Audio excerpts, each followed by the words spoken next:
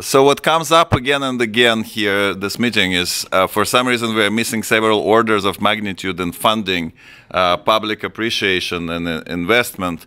And I suggest we admit that pessimism is not my problem, that as a field, we are perceived with great pessimism. We are perceived as people who are trying to sell fraudulent solution to unsolvable problem. And I think we would be all benefiting if we're perceived as a little more self-critical. So, how do we get there?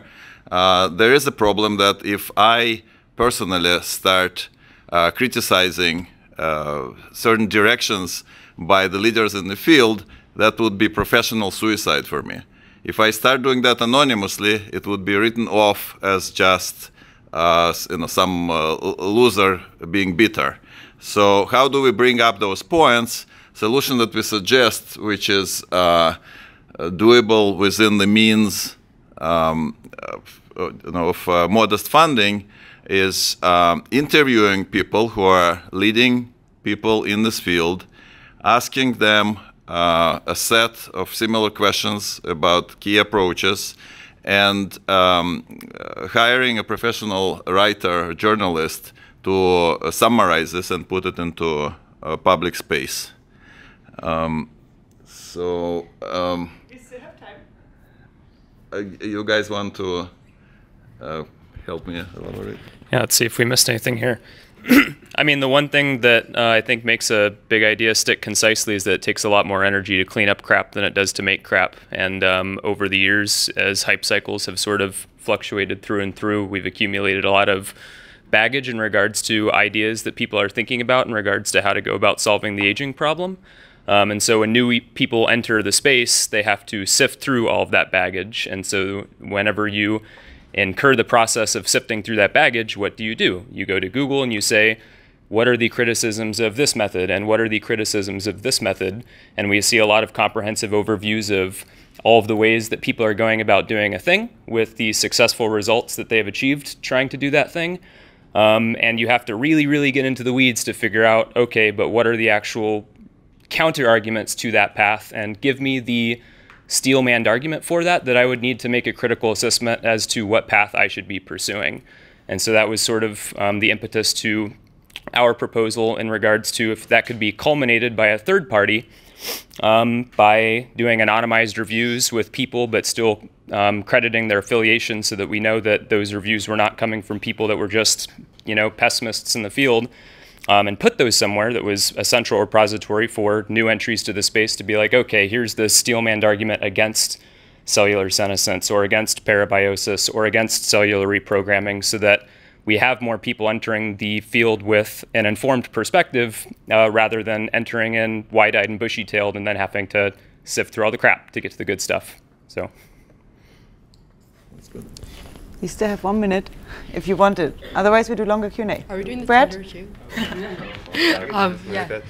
Yeah, I think this is a journalistic approach to sit on top of the data-driven approach that is the ITP. I think the ITP is really an awesome gold standard that is completely agnostic of whatever longevity intervention you have. You send it their way, and then it's kind of the gold standard to see whether or not it actually does what you think it does, but it just doesn't really get the same sort of press that a lot of other things kind of jump out into the field and grab people's attention with. So if this could sit on top of the ITP and be kind of, I was in the field for a long time, for instance, before I even knew it existed, like stunningly too long, surprisingly. So I just think more ITP would be a great way to kind of have a backstop for a lot of the claims that people make in the field that we could push people to, that just kind of is a lot more inarguable than kind of claims coming from one specific direction or the other.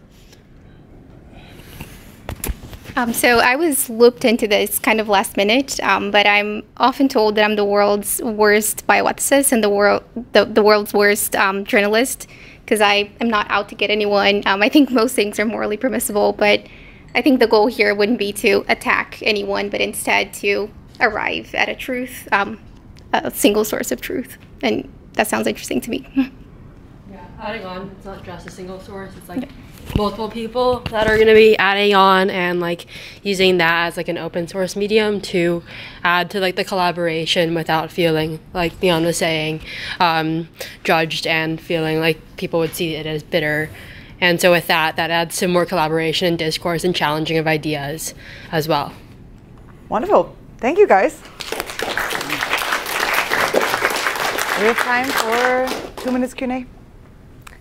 Go for it, Kristen, and then Steve. So I think this is great. I think we do need to point out some of the caveats in all the research.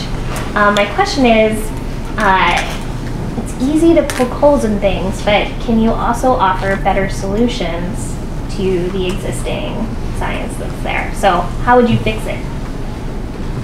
So like... I think first you have to poke the holes if there's holes there to be poked, though. Yeah, fixing is a big ask. Well, I mean, if we don't like the biomarkers that are available, how do you make better ones, for instance? I think true science advances when you don't have any sort of intention ahead of time, just null hypothesis, and then you say if it's right or wrong, and then we can ask the next question about what to try next. Yeah, we increase the chance to get somewhere if we help cancel the dead-end direction earlier, right? I see. Okay. Steve was next. Yeah, I want to tell all of you from experience. There was once an article in Genome Biology, and I didn't like it. So I wrote a letter to the editor critiquing it, and then I got a letter from an attorney where the author sued me. I mean, I thought that's literally what happened, and I tell you all about it. But not only that, this author sent daily emails, only once a day, but to my department chair, how I should be kicked out of UCLA. I'm just a little thought. But from that experience, I learned, first of all, they could have sued me. You know, you can sue anybody for anything. The second thing is there is something called PubPeer. Have you heard of that? Oh yeah. So there is an anonymous peer review mechanism. You know, so if you don't like an article, you can leave an anonymous review of what you criticize about it. You know, so I just maybe we should just promote PubPeer, and you can share your thoughts like that. Yeah, does anybody know it? Or, yeah. This is the preprint movement, right? Yeah. Like public peer review, have the comments on it. People can say whatever, but you have that argument. You can't be mean if it's like in public space, because you have to put your affiliation. Someone else will just trash you if you're trashing other people, but. The idea here is, though, focused. It's not so much to comment on many articles with various concerns, but to have one place where you can concisely get an idea about sort of what's going on in the field today and what are the issues in one place. We're at time. Thank you so much. Wonderful.